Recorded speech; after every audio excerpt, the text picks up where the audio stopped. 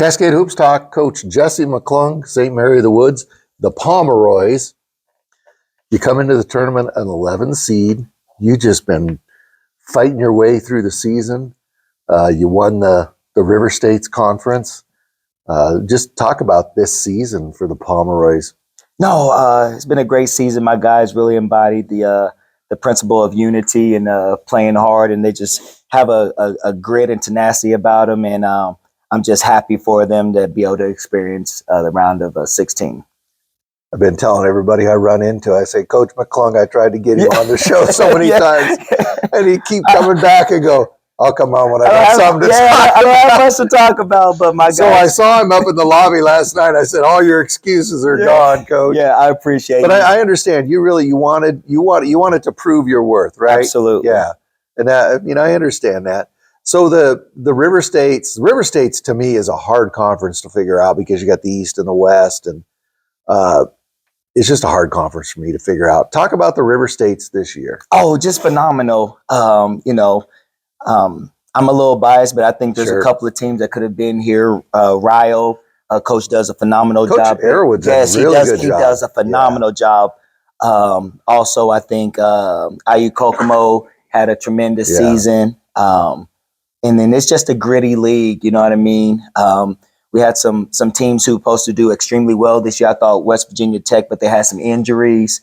But just once again, great coaching, great kids, and I love being a part of it.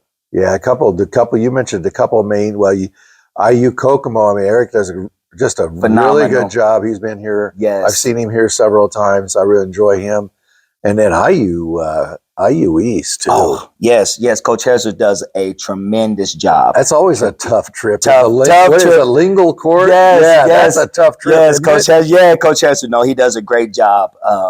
And so we were fortunate enough. I think he actually moved from the West to the East, so we only get to play him one time this year. But it was a tough battle. So for the conference championship, it really doesn't matter West East. It's whichever team. I think the way they describe it is least losses. Correct. And so you won the league. Yes, won the league. Last year was a little weird. We went 17-1 and didn't win the league due to a point system. So did you guys use that point system again? Not this year. We got rid of it because it was a little weird last year. Last year, not to get way off base. No, for sure. But last season, you just kept winning and winning and winning. And you couldn't get any love from anybody. I know. It was, but we're the new kids on the block, and we're excited to come back the second time around this year and prove our worth. Yeah. So you, I know you beat Ave Maria to get here. I want to talk about them. Who'd you play in the first round? Dalton State. Oh, that's right. Alex Ireland. Yeah. Yes, a phenomenal pod. We were very fortunate.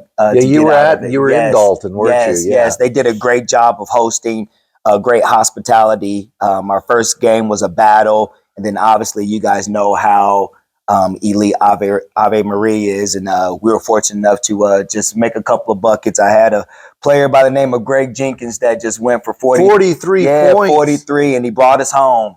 And so was that his career high? Yeah, his career high. Now he has some good outspurts throughout the year, but he saved a good one for a good time.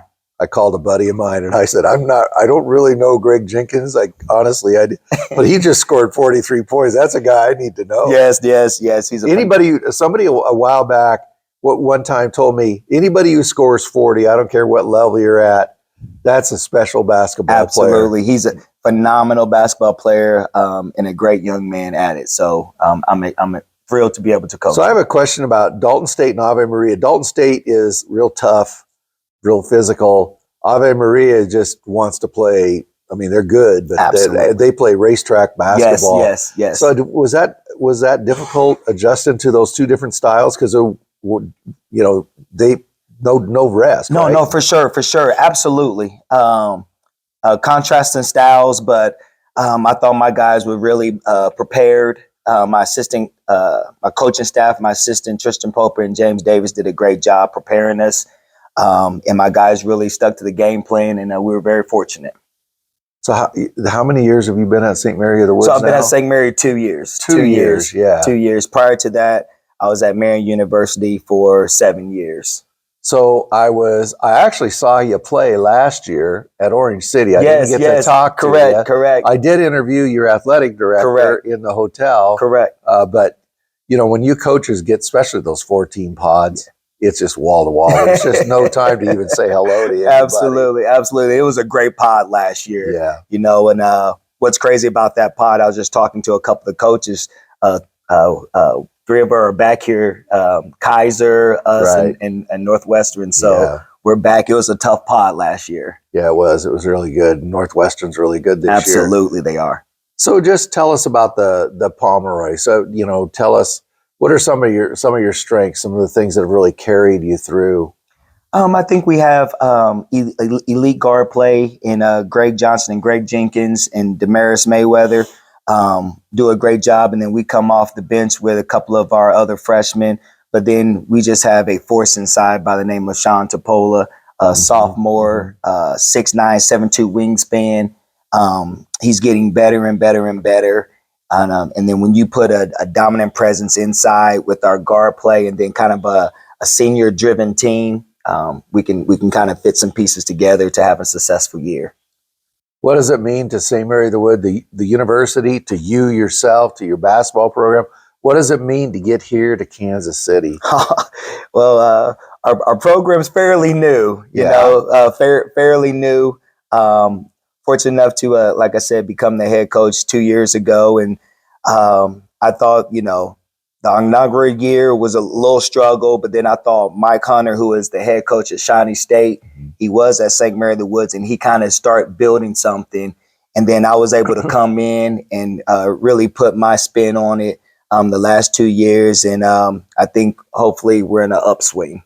Yeah, but it's a big deal for your team. Absolutely. Our resources are not the same. You know, we fight a lot of uphill battles that obviously me coming from a great university and great program as Marian. So I've seen the haves and have nots, and we lack thereof, but our guys don't let that bother them, and they're really excited about the opportunity.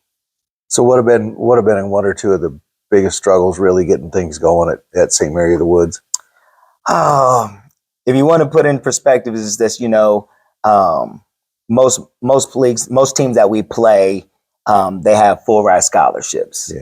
We don't have any full ride scholarships. Yeah. So that's kind of one of the big difference nowadays, and especially in the world of NIL. Yeah. A lot of kids are getting paid to play. Well, we're still asking kids to pay to play. Yeah. And so, but, you know, not to get on a high horse, but just being a great recruiter that I am, I'm able to find the kids to believe in my program, my culture. They know that I love them.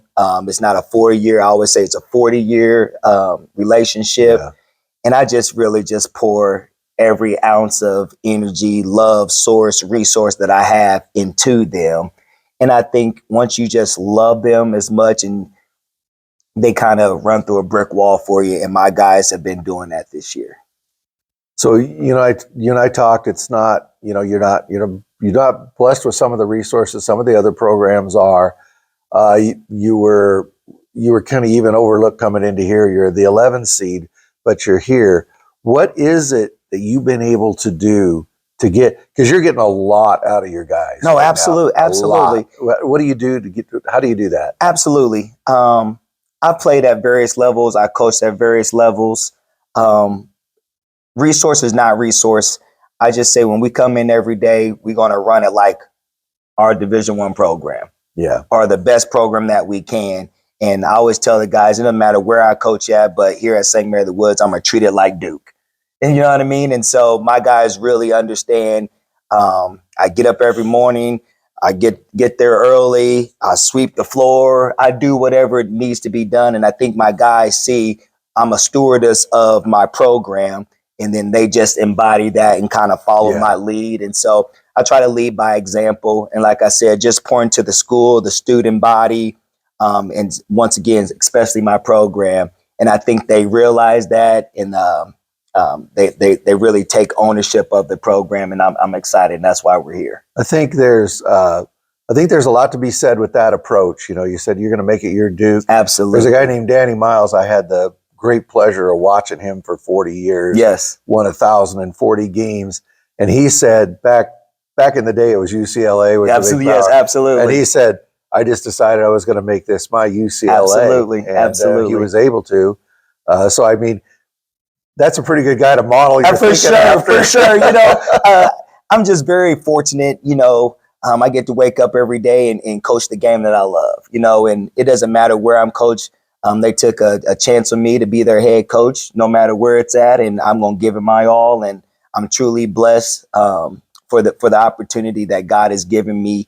I always tell people, you know, coaching is just my pulpit, where I get to, you know, love on the guys and show them the light. And this year, our mantra's been joy, Jesus, others, and then yourself. And our guys have really stuck to that. And I'm just excited, but I'm truly, truly honored and truly blessed. You and I were talking about blue bloods in the NAIA. You're going to be facing Grace. Absolutely. Absolutely. They're phenomenal program. They're really, really well coached. They're full of great guys. Absolutely. I know you've looked at them a lot on video. What do you see when you look at Grace? Just phenomenal. Well coached, high basketball IQ, phenomenal coach. What's crazy is their athletic director was my coach at Ball State. And so he was my spiritual leader at the time. Really? And he still checks on me. He's a great man. Oh, phenomenal. You guys, he's just phenomenal. Chad Briscoe is phenomenal. But I've also known Scott Moore for 20 plus years, a great friend of mine. And we're just looking forward to competing against each other. But no, Grace is a phenomenal. I think 4 times in a row they've won the Crossroad League. And so once again, and once us being in Indiana and them being in Indiana, I know a lot of their players, and we kind of recruit and see each other on the circuit. But no, I'm excited to take the opportunity to go against a fine university and program. Yeah, that's right. You told me last night, I saw you in the lobby, and you and I was talking to Scott, I think, and you mentioned that you had known him for a number of years. And I didn't realize that. Yeah, him and his brother, his older brother, his parents. So they're a basketball family. Basketball family. But no, knowing him, I just loving him to death. We talked throughout the year. I'm his biggest fan. His assistant coaching staff are good people. I'm their biggest fan. And so obviously we're going to compete tomorrow. Yep, absolutely. But win, draw, laws, I love that, man. Yeah. I've been blessed to cover a couple tournaments with him. We're going to do it again next year. We're going out to Grace and Huntington. Absolutely. It's really a lot of fun. Get to know his guys and his family, his parents. I mean, it's just a really cool family. I like, you're right. Obviously, this is a super important game. Absolutely. Right? For St. Mary of the Woods, it's a super important game for Grace.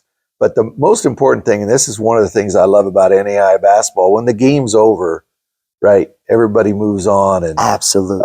Those friendships and the relationships just continue to develop. You Correct. Don't get that at all levels. You don't. And I think the coaches here, but just coaches around the country, I think truly care.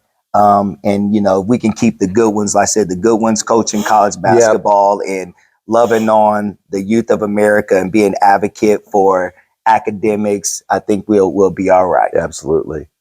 Well, I wish you a lot of luck in your time here. Thank you so much for giving me a few minutes. No, I thank you. You do a fantastic job. I'm honored to be on your show. I love everything that you do for us in small college basketball, and you're tremendous, man. And I'm very thankful, and I mean it. That is extremely kind. Absolutely. If I could tell you how much that means, because I don't know if people know, I work my tail off covering NAIA basketball. You do a phenomenal job. Thank you. And just just you being very kind and well-spirited and caring for us coaches and student athletes, man, it means a lot. And a lot of people don't say thank you, so I'm saying thank you. Our NAIA student athletes are really easy to want to support. Absolutely. Well, thank you, Jesse. I appreciate it. Thank you.